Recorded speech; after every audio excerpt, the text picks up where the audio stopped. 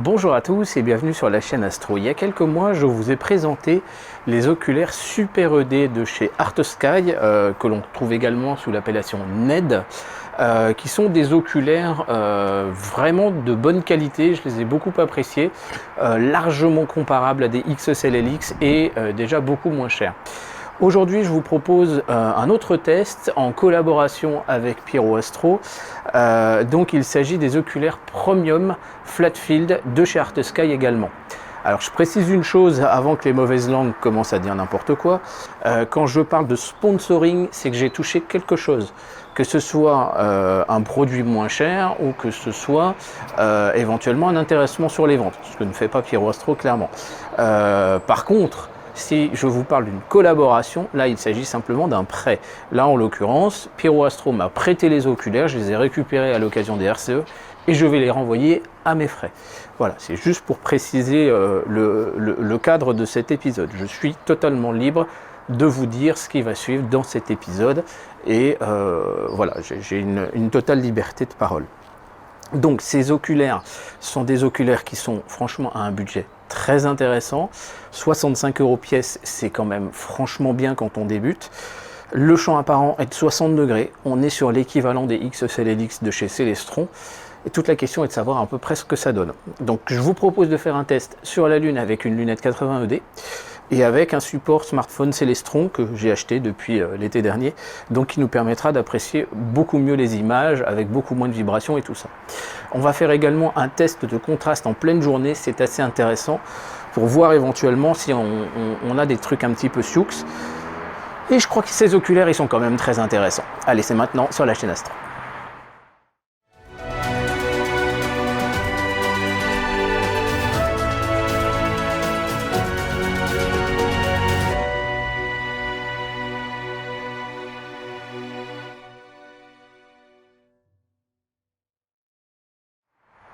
Alors pour commencer, je vous propose de les voir mais en pleine lumière, histoire de vous faire une idée un petit peu de leur gabarit, de leur poids, de leur aspect un petit peu cosmétique et globalement de la prise en main de ces oculaires. Alors déjà, je vous propose de voir un petit peu à quoi ressemblent concrètement ces petits oculaires, et bien justement par rapport à nos Celestron XSLLX. Vous voyez que les Celestron XSLLX sont quand même beaucoup plus volumineux et que la lentille de sortie de ces Celestron est quand même assez grande. En comparaison, vous pouvez remarquer que la lentille de sortie de nos oculaires Premium Flat Field est un tout petit peu plus petite. Et ça va avoir un impact en fait directement sur le relief d'œil, puisqu'à champ apparent, il va falloir rapprocher un petit peu plus l'œil. Alors vous voyez que en fonction aussi des focales des oculaires, le diamètre de la pupille de sortie, enfin le diamètre de la lentille de sortie n'est pas le même. Ils sont équipés d'une petite bonnette, alors qu'il n'est pas extensible en fait comme les Celestron XSLLX où en fait on les dévisse. On la dévisse pour la faire sortir, vous voyez. Et bien là, à l'inverse, on a une bonnette, alors c'est forcément un petit peu plus low cost, une bonnette que l'on va plier pour les observateurs équipés de lunettes. Mais au global, voilà, on a des petits oculaires qui sont très légers, qui sont assez jolis. Alors mon petit regret, c'est que l'écriture est quand même toute petite. Ils sont beaux, hein, franchement, en termes de cosmétiques, ils ont une bonne bouille, mais l'écriture est vraiment toute petite, donc la nuit, on aura du mal à voir. Mais en fait, la technique, eh bien, c'est de regarder le diaphragme d'entrée. Vous voyez que à mesure où on monte sur les focales, le diaphragme d'entrée est un petit peu plus grand. Et donc, c'est comme ça, tout simplement, que l'on peut repérer la focale d'un oculaire. Alors ils sont disponibles en 25 mm ici, ensuite on aura le 19,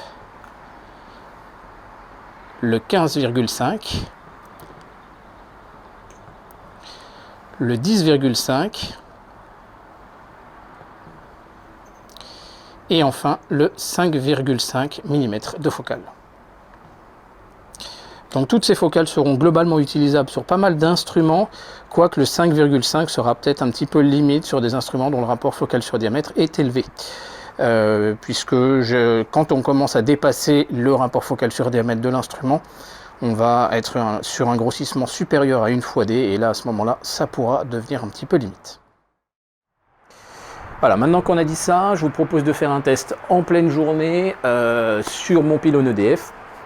C'est assez intéressant comme test, parce que si jamais on a des aspects de chromatisme, etc., voire des reflets internes ou des choses comme ça, on perd immédiatement en contraste. Donc ce test-là en pleine journée, moi j'aime bien le faire.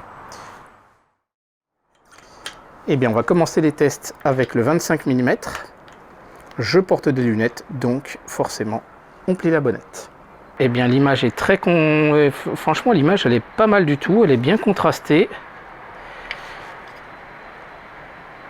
Et ce genre de test, en fait, en baladant justement notre pylône électrique très contrasté, on peut voir qu'on a très peu de chromatisme. Très franchement, c'est une bonne surprise. Il y a la question un peu du placement de l'œil. Alors là, je suis vraiment, voilà, devoir plier la tête. Mais franchement, il est vraiment très bien. Allez, on continue avec... Donc, on a dit le 19, qui est parafocal. Alors là, on sent un tout petit peu plus de chromatisme, quoique, non, franchement, l'image, elle est vraiment très belle. Elle est bien contrastée. C'est vraiment un test qui est assez brutal, en fait, de faire ça. 15,5 mm. On n'a pas à toucher la mise au point, c'est vraiment que du bonheur.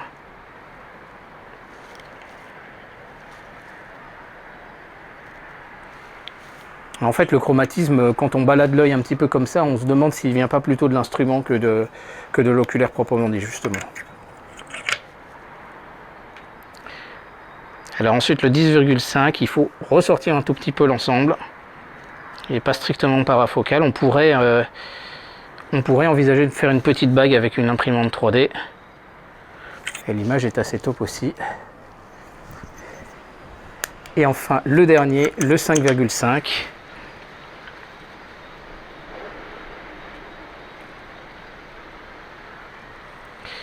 Là, l'image a moins de contraste, mais c'est un peu normal. Et franchement, l'image est très belle. On a des beaux détails. On a vraiment le sentiment que l'oculaire, voilà, qu'ils sont tous vraiment très bons. Donc ça, c'est quand même une bonne nouvelle. Au global, je vous propose de voir maintenant le même test en fait sur la Lune. Et après, je vous donne un peu mon impression finale.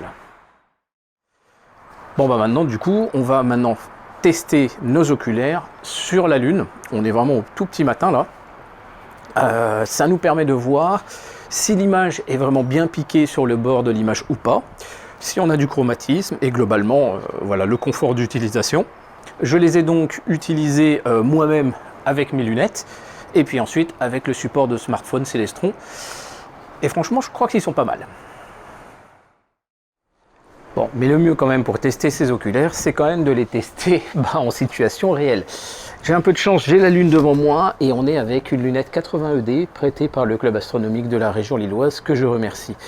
Et donc on va les tester, on va regarder un petit peu ce que ça donne, et je crois qu'ils sont quand même pas mal. Alors, voici pour le 25, et ben très sincèrement l'image est juste parfaite. On n'a pas de chromatisme, même sur les bords. Donc on est avec le 25 mm là, le champ apparent de l'image là, voilà, est quand même assez grand. Le relief d'œil est confortable et avec un bon grossissement, on voit que l'image est franchement pas mal. Donc là on est en train de zoomer avec un iPhone quand même. C'est pas l'idéal. Non, très bien. Franchement, il est agréable en fait. L'image là sur l'iPhone ne rend pas du tout témoignage à cet oculaire.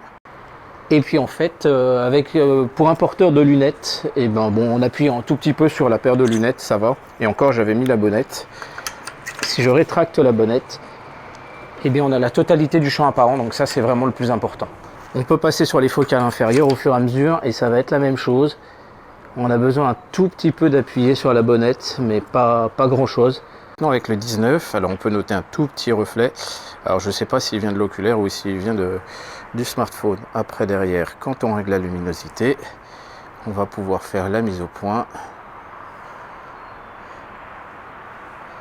Sincèrement, l'image est pas mal du tout. Alors, regardez-moi ça.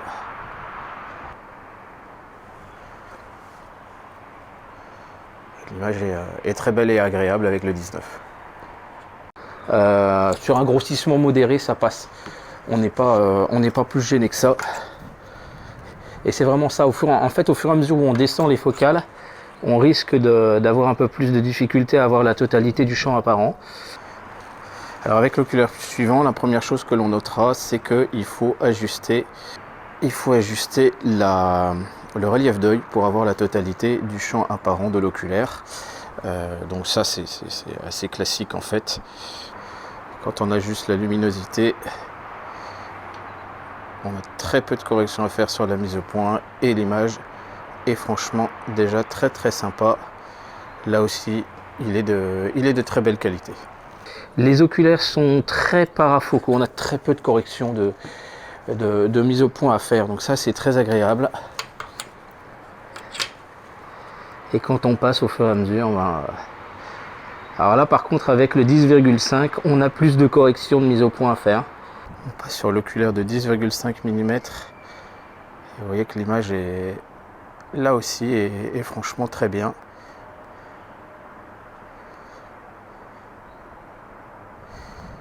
Franchement on a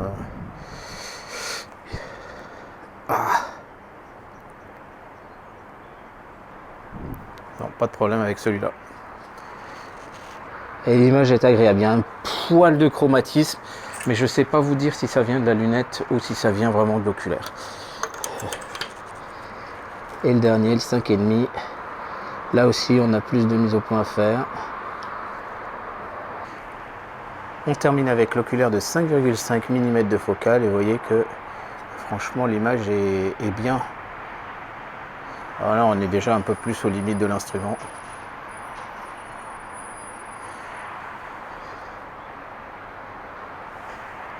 L'image est belle et surtout ce qui est important de noter, alors même si l'iPhone ne permet pas de rendre parfaitement hommage à ça, c'est que l'image est vraiment nette de bord à bord.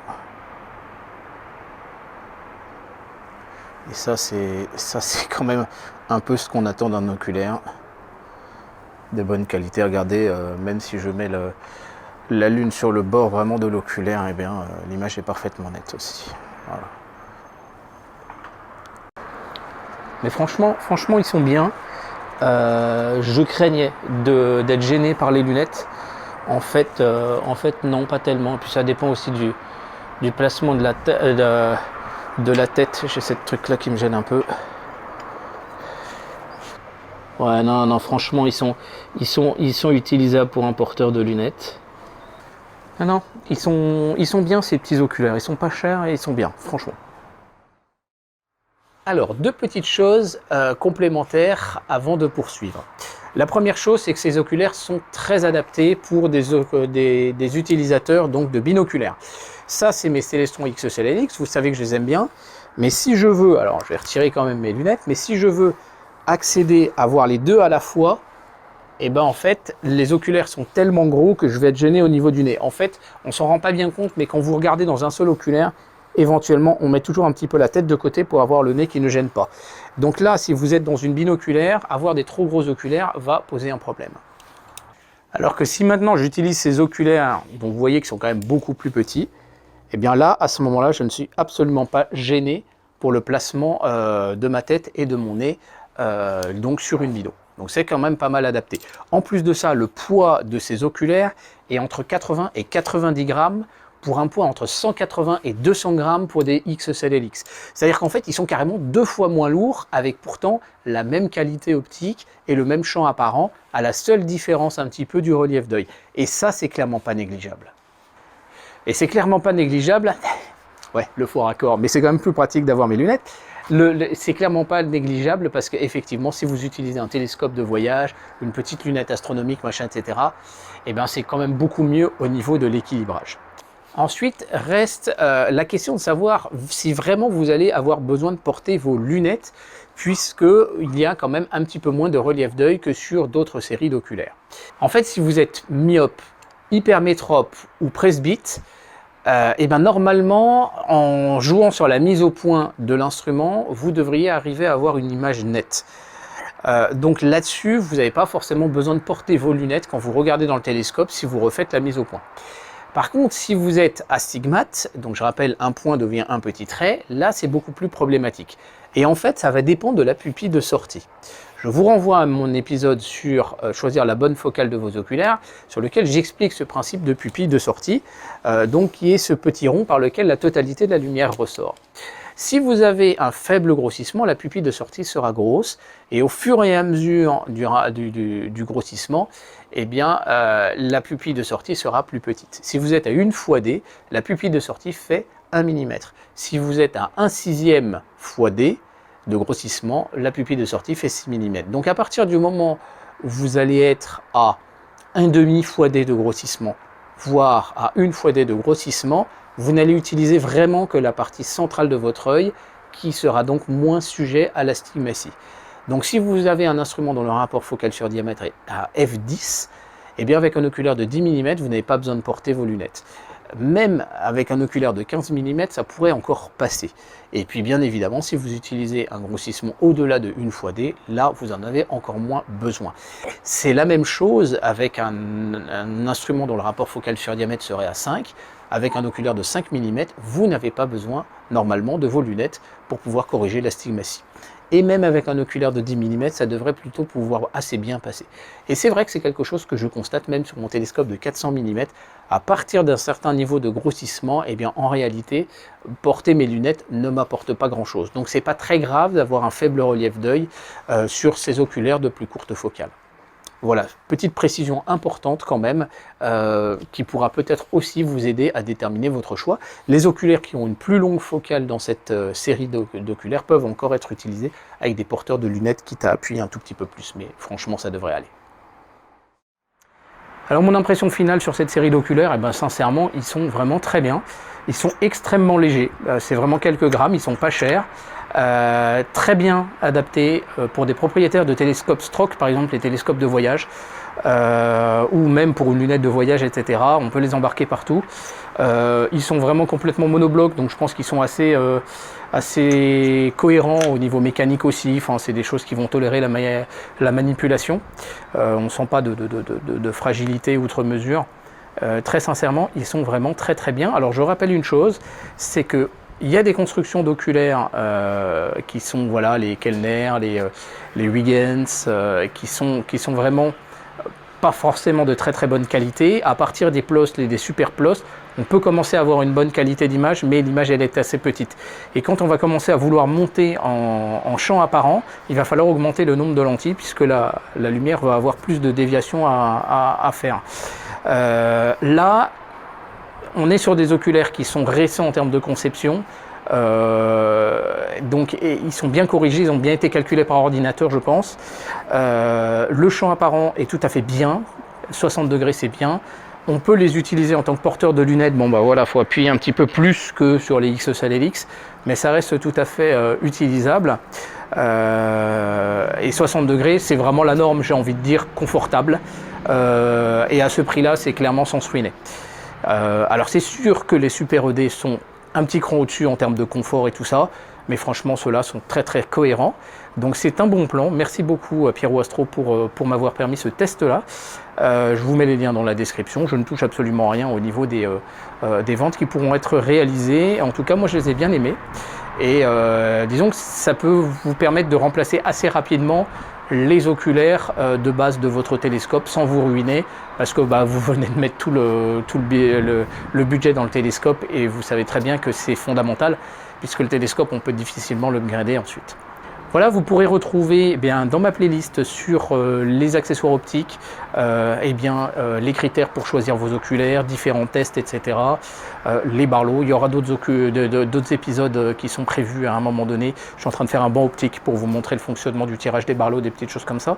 Mais c'est un bon plan à connaître, donc n'hésitez pas à le faire connaître autour de vous et à vous rendre dans ma playlist pour avoir plus d'informations sur le choix de vos oculaires. Merci, au revoir.